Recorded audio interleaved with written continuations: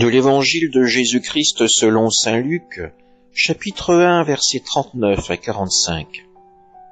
En ces jours-là, Marie se mit en route et se rendit avec empressement vers la région montagneuse, dans une ville de Judée. Elle entra dans la maison de Zacharie et salua Élisabeth. Or, quand Élisabeth entendit la salutation de Marie, l'enfant tressaillit en elle. Alors Élisabeth fut remplie d'Esprit Saint et s'écria d'une voix forte : « Tu es bénie entre toutes les femmes, et le fruit de tes entrailles est béni. D'où m'est-il donné que la mère de mon Seigneur vienne jusqu'à moi ? Car lorsque tes paroles de salutation sont parvenues à mes oreilles, l'enfant a tressailli d'allégresse en moi.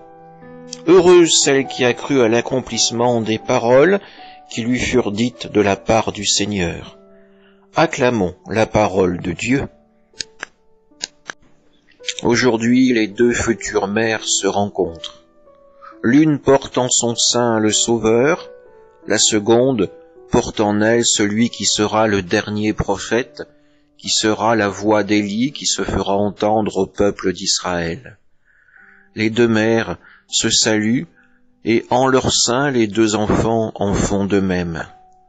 4 personnes qui manifestent tout l'amour du Seigneur pour l'humanité. À travers ces deux femmes, à travers ces deux enfants, Dieu se manifeste à nous.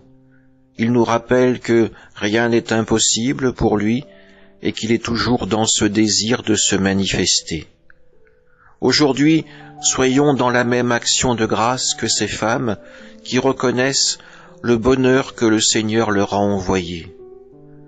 Bien souvent, nous gardons les yeux fermés sur les cadeaux que Dieu nous fait.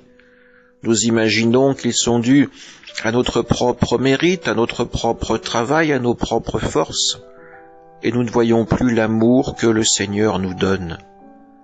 À quelques jours de Noël, soyons dans l'action de grâce. Déposons nos prières comme autant de cadeaux au pied de la croix, au pied de la crèche.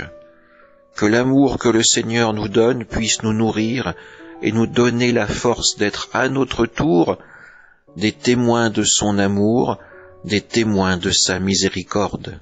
Amen.